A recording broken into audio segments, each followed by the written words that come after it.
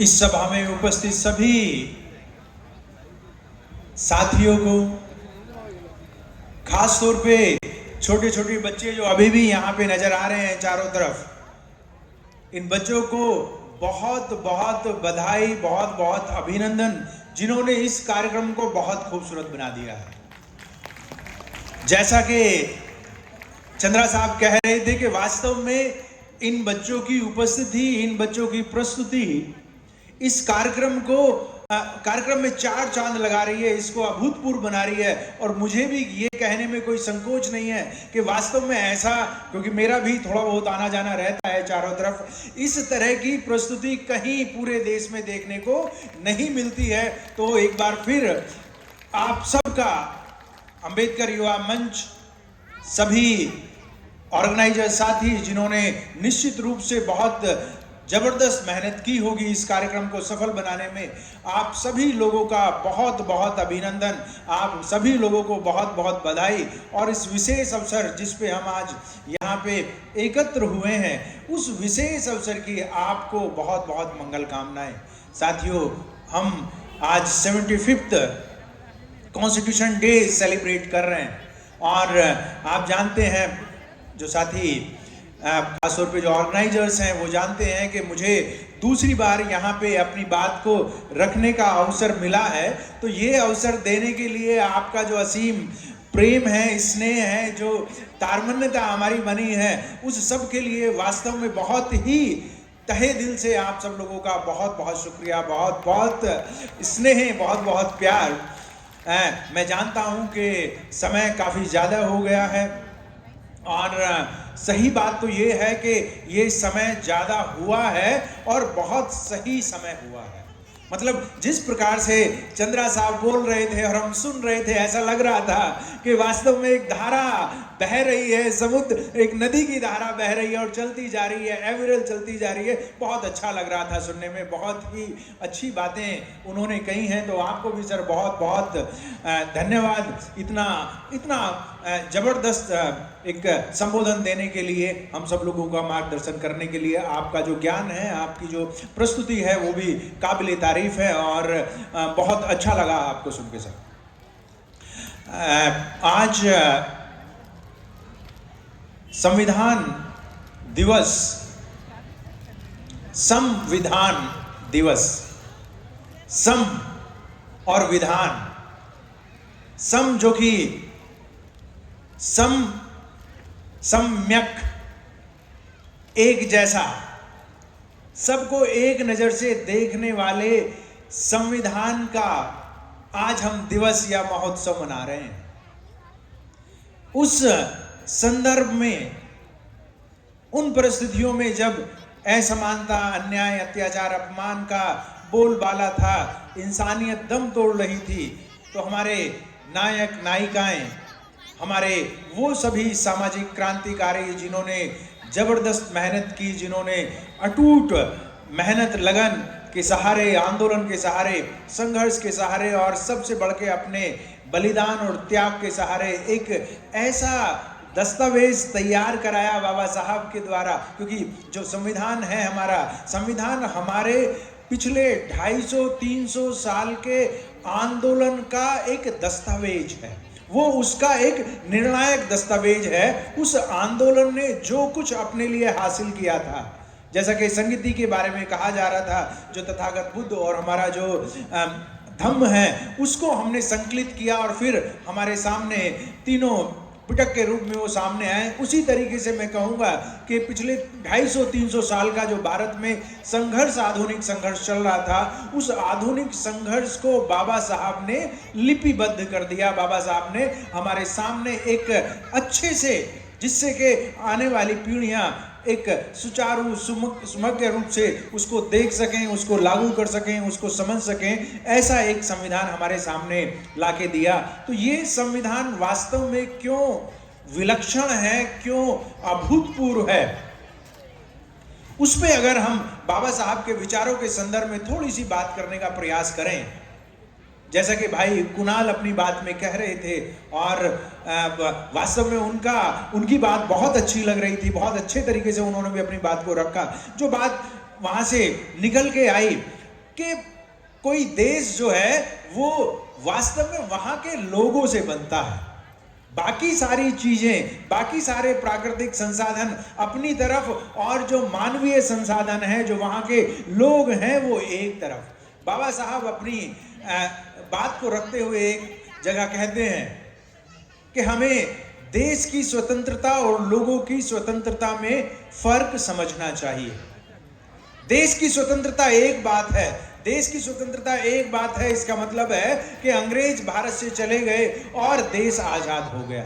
लेकिन इस देश के लोग भी क्या आजाद हुए हैं, इस बात को समझे बिना हम इस चीज को नहीं गहनता से समझ सकते हैं कि वास्तव में लोग किस तरीके से रह रहे हैं, उनका जीवन स्तर कैसा है, उनका जो रहन सहन है वो कैसा है। इस चीज को समझना होगा। और अगर वो लोग अभाव में रह रहे हैं, अगर वो लोग अज्ञानता में रह रहे हैं, अगर वो लोग असमानता का शिकार हैं, अगर उनकी सभी मूलभूत जरूरतें पूरी नहीं हो रही हैं, तो देश आजाद हो या ना हो उससे कुछ फर्क नहीं पड़ता है, जब तक लोग आजाद ना हो।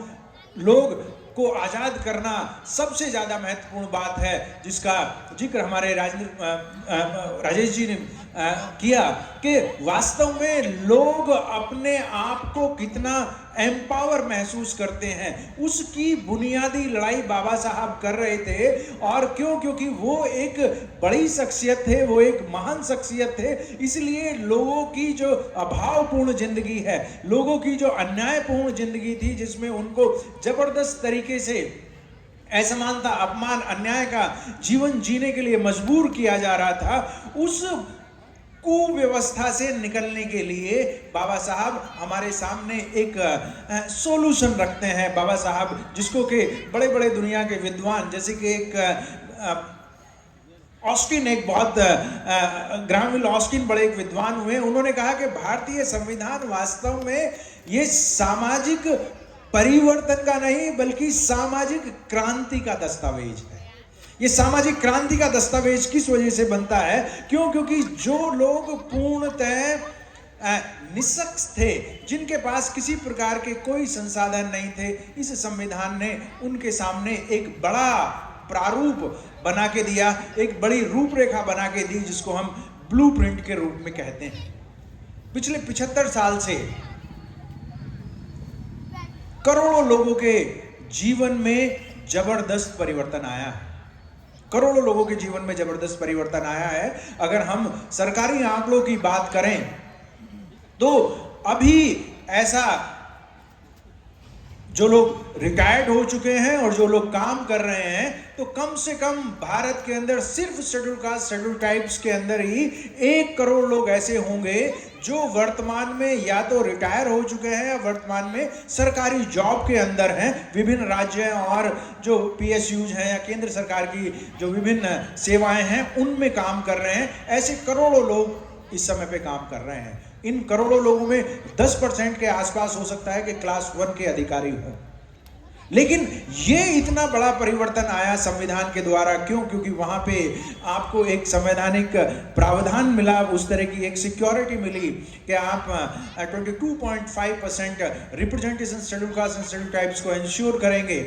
ये जो रिप्रेजेंटेशन हुआ, इसने बहुत बड़ा परिवर्तन किया। लेकिन बाबा साहब 1949 में ही इस एक बात की तरफ इशारा करते हैं। वो कहते हैं कि संविधान अपने आप में बहुत बड़ी चीज नहीं है, संविधान से भी बड़ी चीज है संविधान को लागू करने वाले लोगों की मंशा। पिछले 75 साल से जो संविधान लागू हो रहा है, उससे हम कुल मिला के लगभग 1 करोड़ लोगों को तो सम्मानजनक जीवन दे पाए। लेकिन भारत के अंदर 1 करोड़ लोग तो नहीं है, खासतौर पे चाहे शेड्यूल कास्ट की, शेड्यूल ट्राइब्स की ही बात कर लें तो अब तो 40 करोड़ के आसपास इस तरीके से हमारी संख्या यहाँ पे है। और दूसरे भी जो लोग हैं जो कि पूरे देश के लिए बाबा साहब इस संविधान का निर्माण करते हैं, तो यहाँ पे सरकारी आंकड़ों के हिसाब से ही कम से कम 80 करोड़ लोग ऐसे हैं जो कि 2 समय का अपने बलबूते खाना खाने की स्थिति में नहीं है। तो ये जो पिछले 75 75 साल से भारत में संविधान लागू हुआ है, उस संविधान को लागू करने वाले लोगों की मंशा वास्तव में यहाँ के लोगों का वेलफेयर करना नहीं रही है, बल्कि बदलती हुई परिस्थिति में कुछ समझौतेपूर्ण अपने समझौतों के द्वारा हम कह सकते हैं कि वो इस संविधान को आधा अधूरा लागू करने का प्रयास कर रहे हैं। क्योंकि अगर संविधान को पूरी तरीके से लागू कर दिया जाए, जैसे कि आर्टिकल 39 की हम बात करें, जिसमें कह रहे हैं कि भाई आपको आय की जो असमानता है उसको दूर करनी है, लोगों के बीच बहुत ज़्यादा आर्थिक असमानता नहीं रहनी चाहिए। अगर इस तरह के प्रावधानों को हम लागू करने का प्रयास करें, या ये जो प्रावधान है कि सब लोगों को एक सम्मान गरिमापूर्ण परिश्रम मिलना चाहिए, उनको लिविंग वेजेस मिलनी चाहिए, मिनिमम वेजेस नहीं मिलनी चाहिए, तो अगर इस तरह की चीजों को लागू करने का हम प्रयास करते हैं तो लोगों का जीवन स्तर काफी संभल सकता है, काफी सुधर सकता है।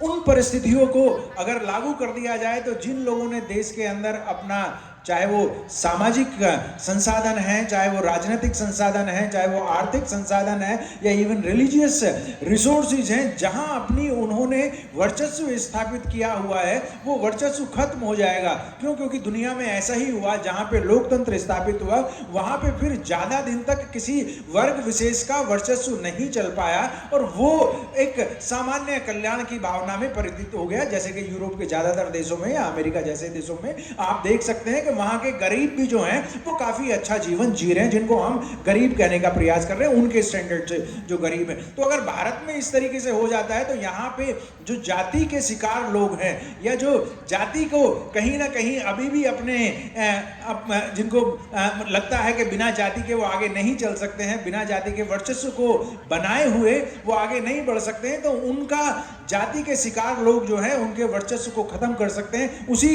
1949 के संबोधन में बाबा साहब इस बात का जिक्र करते हैं कि हमें ध्यान रखना होगा कि यहाँ पे जो रूलिंग क्लास है, उस रूलिंग क्लास का सर्कुलेशन होता रहे, मतलब अदला बदली होती रहे, कभी ये इनकी सरकार बन रही है, कभी दूसरों की सरकार बन रही है, जिससे कि एक क्रॉस चेक होता रहे। आपस में अगर कोई गड़बड़ भी करता है तो आगे आने वाला जो रूलिंग क्लास है वो उसको ठीक से जांच कर सके, उसकी ऑडिटिंग हो सके, सोशल पॉलिटिकल इकोनॉमिक ऑडिट उसकी हो सके। तो इस चीज को देखते हुए अगर संविधान पूरी तरीके से भारत में लागू हो जाता है तो हो सकता है कि जाति का वर्चस्व समाप्त हो जाए। इसलिए संविधान को आधे अधूरे रूप में कुछ करोड़ लोगों को फायदा देने तक ही इस्तेमाल किया जा रहा है, उसको लागू किया जा रहा है। लेकिन देश के अंदर तो 140 करोड़ लोग, 140 करोड़ में तो 80 करोड़ ऐसे हैं जिनके पास ठीक से खाने के लिए नहीं है, और उसके बाद फिर 40 करोड़ ऐसे लोग हैं जो कि कुछ थोड़ा बहुत सम्मानजनक जीवन जी रहे हैं। 10 से 15 करोड़ लोग ऐसे हैं जो कि बहुत अच्छे से देश के अंदर रह रहे हैं। तो ये जो 120-25 करोड़ लोगों की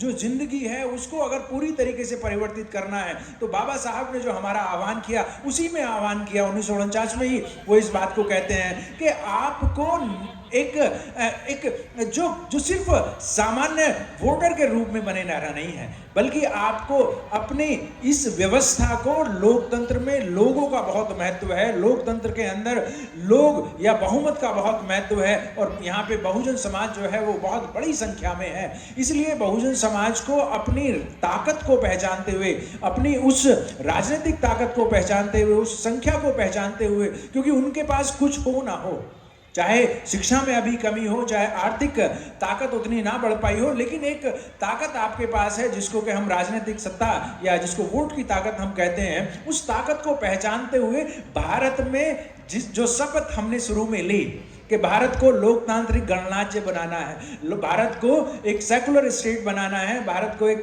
सोशलिस्ट स्टेट बनाना है, जो संविधान को पूर्णतः लागू करके ही बनाया जा सकता है। तो इस संविधान को लागू करने की जिम्मेदारी बाबा साहब बार बार इस बात का आह्वान करते हैं कि किसी और की नहीं है।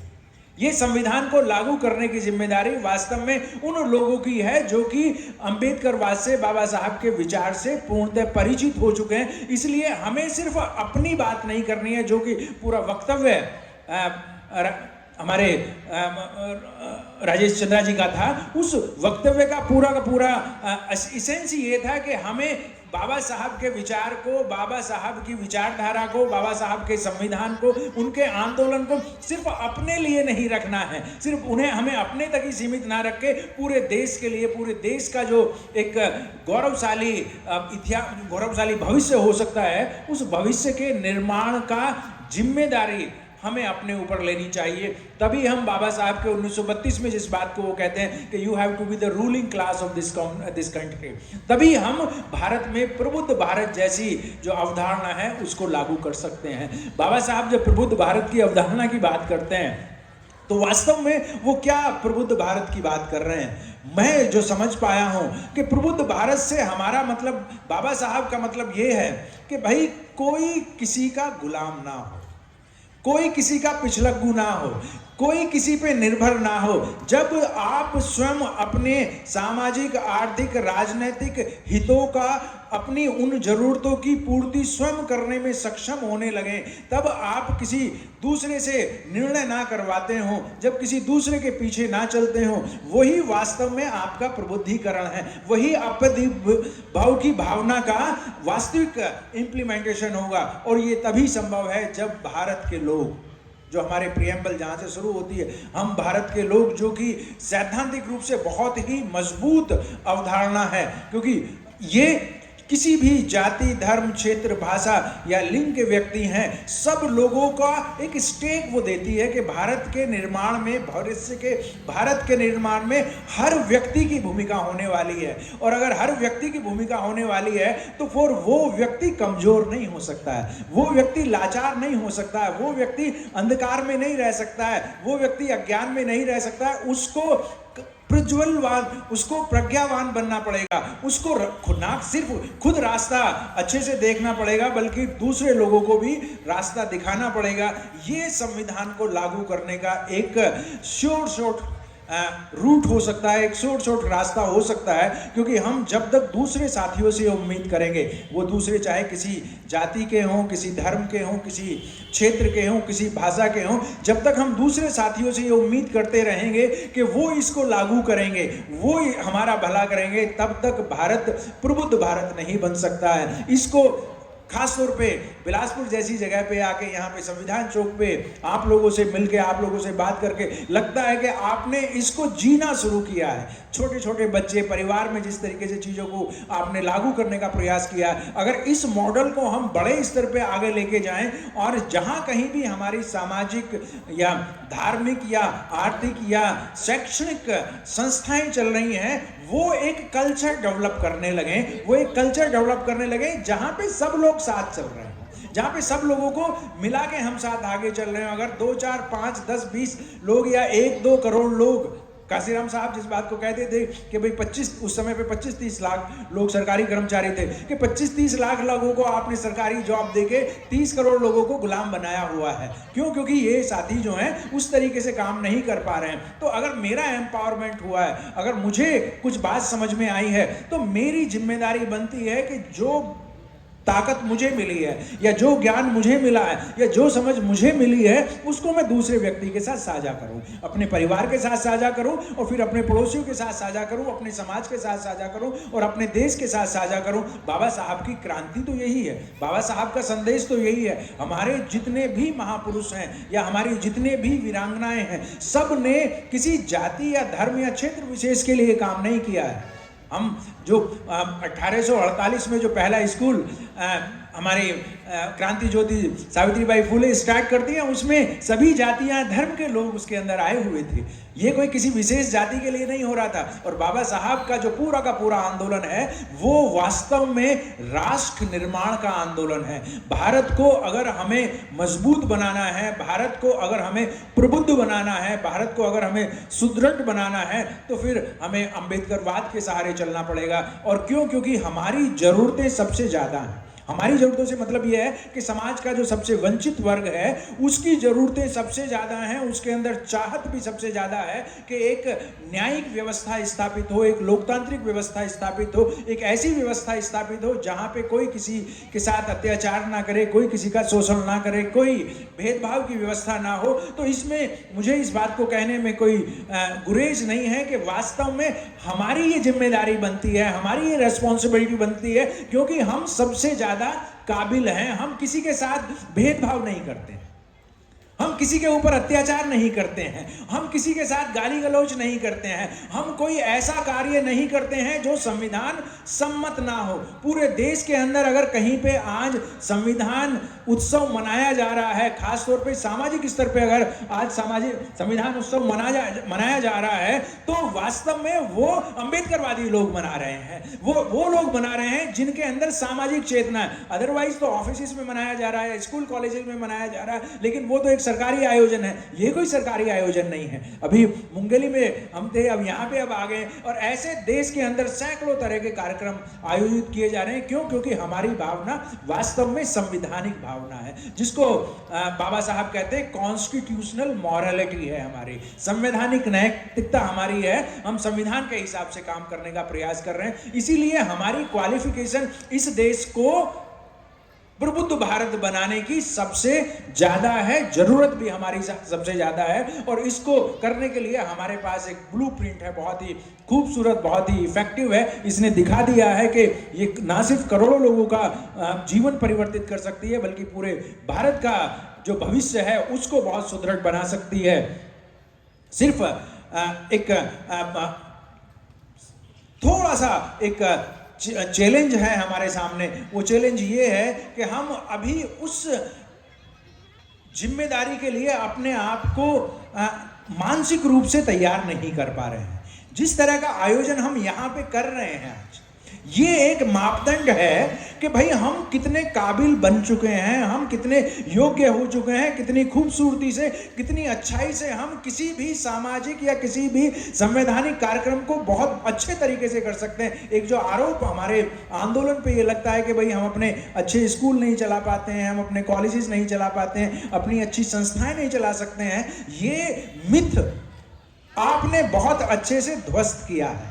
आपने दिखाया कि हम कितने खूबसूरत तरीके से अपने कार्य कर सकते हैं। ना सिर्फ हमारे घर बहुत अच्छे हो सकते हैं, ना सिर्फ हमारे बच्चों की शिक्षा बहुत अच्छी हो सकती है, बल्कि हमारे सामाजिक सरोकार भी बहुत खूबसूरत हो सकते हैं, और इसका ये जीता जागता प्रमाण है। तो ये जो भावना अगर हम व्यापक स्तर पर इसको समग्र रूप में देश के अंदर ले जाने का प्रयास करें, जो साथी इस चीज को समझ रहे हैं, जो साथी इस बात को जान रहे हैं, क्योंकि ऐसा नहीं कि भाई कम लोग इस कार्यक्रम को करने का प्रयास कर रहे हैं, इस कार्य को करने का प्रयास कर रहे हैं, आज मिशन में लगे हुए लाखों, क्या मैं समझता हूं कि करोड़ों की संख्या में देश में लोग इस कार्यक्रम, इस मिशन को, इस आंदोलन को आगे बढ़ाने का प्रयास कर रहे हैं। लेकिन एक जो दृढ़ निश्चय है कि भाई जितना मेरा व्यक्तिगत हित सध रहा है, उतना ही मैं समाज का हित साधने का प्रयास करूंगा। जितना खूबसूरत मेरा घर है, उतना ही खूबसूरत मेरा बौद्ध विहार भी होगा, उतना ही खूबसूरत मेरा अंबेडकर विहार भी होगा, उतना ही खूबसूरत मेरा सिद्धार्थ महाविद्यालय भी होगा,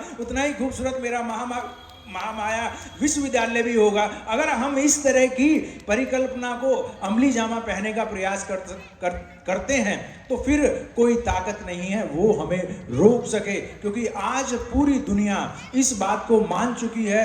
भारत में कोई ऐसा घर आज नहीं है जहां पे, कोई ऐसा घर नहीं है जहां पे बाबा साहब का नाम ना पहुंचा हो, चाहे वो बाबा साहब के प्रतिद्वंदी लोग हैं या बाबा साहब के समर्थक लोग हैं, बाबा साहब का नाम हर जगह पहुंचा है। आने वाले कुछ समय के अंदर ही, कुछ समय से मतलब ये कि 10, 15, 20 साल के अंदर ही मैं समझता हूं कि कम से कम भारत में ही बाबा साहब के विचार को मानने वाले कम से कम 100 करोड़ लोग होने वाले हैं। क्यों? क्योंकि सबका जीवन बदलने वाला है। दुनिया में शायद ही कोई इतना बड़े स्तर पे लोगों के जीवन को प्रभावित करने का प्रयास किया हो किसी व्यक्ति ने, जितना बाबा साहब ने पिछले 50 साल में हमारे जीवन को प्रभावित किया है, चाहे वो उनके आंदोलन की वजह से रहा हो, चाहे उनके त्याग और बलिदान की वजह से रहा हो, चाहे उनके संविधान जैसे और दूसरे जो उनके योगदान हैं उनके योगदान की वजह से रहा हो, लेकिन आने वाली शताब्दी, मैं कहूँगा कि भारत का भविष्य वास्तव में भारत के संविधान में है और भारत का वैचारिक भविष्य अंबेडकरवाद में है। इस चीज को हम समझ लें और उसी हिसाब से अपना व्यवहार करना शुरू करें कि हम अपने लिए नहीं बल्कि सुदृढ़, समृद्ध और प्रबुद्ध भारत के निर्माण के लिए भारत में अंबेडकरवाद को स्थापित करना चाहते हैं। संवैधानिक मान्यताओं के द्वारा, संवैधानिक साधनों के द्वारा इस बात को स्थापित करना चाहते हैं। जितना खूबसूरती से हम कर सकते हैं उतना और कोई नहीं कर सकता।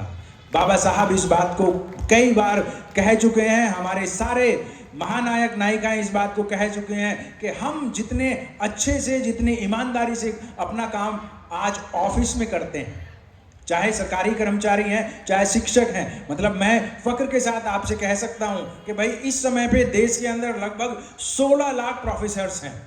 देश में इस समय पे 16 लाख प्रोफेसर्स हैं और इन 16 लाख में से लगभग 5 लाख प्रोफेसर जो हैं वो 2.5 lakh schedule caste schedule types हैं और 3 लाख के आसपास शेड्यूल कास्ट शेड्यूल टाइप्स हैं और 2.5 लाख के आसपास ओबीसी हैं। ये जो 3 लाख प्रोफेसर्स हैं, क्योंकि मैं उस क्षेत्र से आता हूं और अपने साथियों से थोड़ा सा वास्ता भी मेरा रहता है, मैं कह सकता हूं कि वास्तव में अपने कॉलेजेस के अंदर, अपने यूनिवर्सिटीज के अंदर ये जो टीचर्स हैं ये बेस्ट टीचर्स हैं। ये बाबा साहब की परंपरा के टीचर्स हैं। इनका अपने विद्यार्थियों के साथ बहुत ही अच्छा संबंध, बहुत ही दोस्ताना संबंध रहता है। इनकी सोच जो है वो वैज्ञानिक सोच है, इनकी सोच जो है वो लोकतांत्रिक सोच है। इसलिए क्लास के अंदर किसी भी तरह का कोई भी किसी भी बैकग्राउंड से आने वाला बच्चा है वो आमतौर पे इन शिक्षकों का मुरीद हो जाता है, इन शिक्षकों का बहुत सम्मान करता है। और कहीं ना कहीं यही बात, क्योंकि सिर्फ शिक्षक सिर्फ यूनिवर्सिटीज के अंदर ही नहीं है, देश के अंदर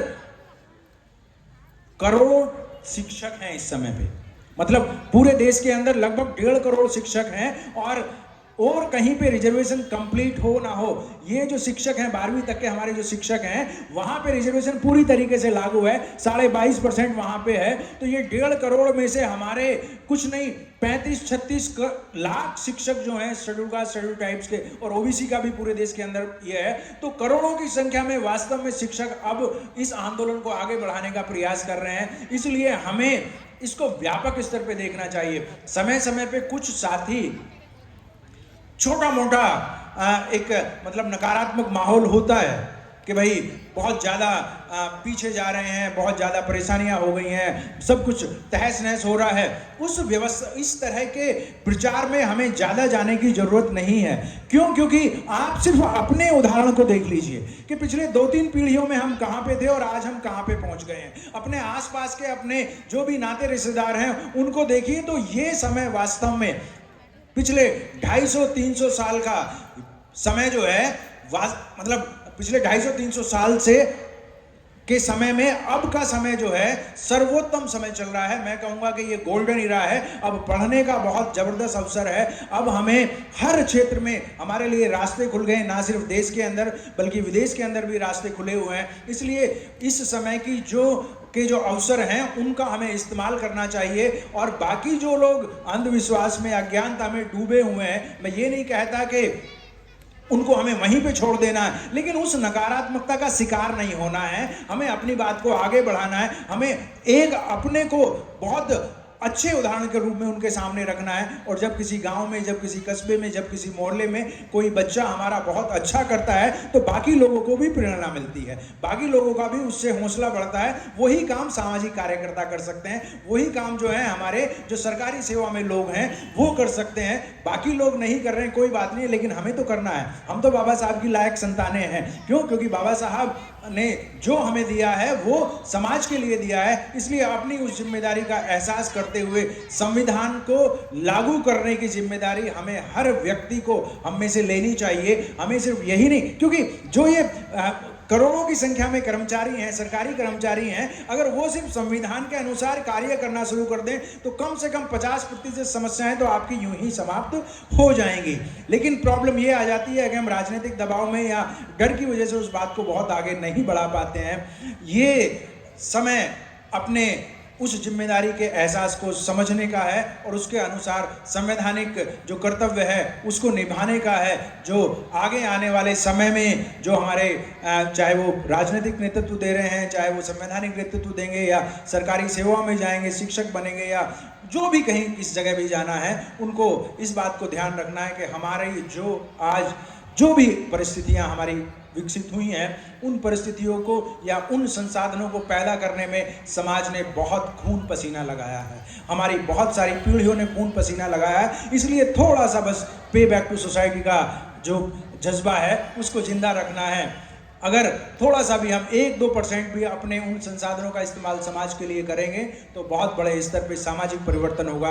बहुत बड़े स्तर पे जो प्रबुद्ध भारत की अवधारणा है उसको ज़मीन पे उतारने का काम हो सकता है। इन शब्दों के साथ ही मैं अपनी बात को समाप्त करूंगा और एक बार फिर अम्बेडकर युवा मंच के सभी साथियों का बहुत बहुत अभिनंदन और उनका धन्यवाद देना चाहूँगा कि आपने मेरी बात को सुना या मुझे यहाँ पे दोबारा अपनी बात को रखने का अवसर दिया। तथा वर्तमान में उत्तर प्रदेश सरकार में प्रथम श्रेणी अधिकारी के पद पर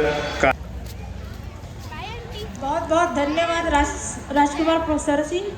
और सर ने जो कहा है कि संविधान मतलब सबको एक रूप में देखने वाला, समान रूप से देखने वाला, और अभी के समय में हमारा संविधान सच में कैसे अच्छे से चलेगा जब हम भारत के लोग सभी लोग अपने कर्तव्यों का निर्वहन ईमानदारी पूर्वक करें। और अभी सर ने ये भी बताया कि अभी का समय गोल्डन समय है कि हम सब बहुजन को अपनी ताकत को एक करना है, अपनी ताकत को पहुंचाना है और अपने संविधान को सही मायने में इस देश में लागू करके उसे बचाना है। सर की एनर्जी इतनी ज़बरदस्त थी कि लग नहीं रहा था कि सर एक और कार्यक्रम में अपना स्पीच दे के आए हैं। उनको देख के मेरा एनर्जी लेवल थोड़ा बढ़ गया है। मेरे को ये लगा था कि सर शायद थोड़ा सी थक गए होंगे, लेकिन जब उन्होंने माइक थामा तो बिल्कुल अपने रोल में, अपने कैरेक्टर में आ गए। और थोड़ा सी खेद है कि बहुत कम समय हमें सर को सुनने का मिला। कोशिश यही रहेगी कि तभी सर को हम बहुत अच्छे से पूरा टाइम सुने। तो धन्यवाद प्रोफेसर साहब, धन्यवाद आचार्य चंद्रा जी साहब, जो आप सभी ने हमारे इस कार्यक्रम की गरिमा को बढ़ा दिया और हम सभी के मन में कुछ सवाल छोड़े, कुछ मोटिवेट किए और साथ ही साथ हम सबको एक नए दिशा दी। Thank you so much. धन्यवाद। काफ़ी विलम्ब हो गया और आप सभी बहुत ही ज़्यादा गंभीरता से यहाँ बैठे हुए हैं। आप सभी का बहुत हृदय से धन्यवाद और साहब लोग का बहुत सारा धन्यवाद। वो भी पूरे खुले मंच में इतने ठंडी में बैठे हैं। और एक क्षमा हम आयुष्मान राजकुमार सर से मांगेंगे कि हम उनको ज़्यादा समय नहीं दे पाए। वो काफ़ी बहुत ही सकारात्मक और बहुत ही अच्छा उनका वक्तव्य, उनका विचार होता है जो हम सुनने से चूक गए। तो हम क्षमा चाहते हैं साहब आपसे कि ज़्यादा समय हम नहीं दे पाए आपको।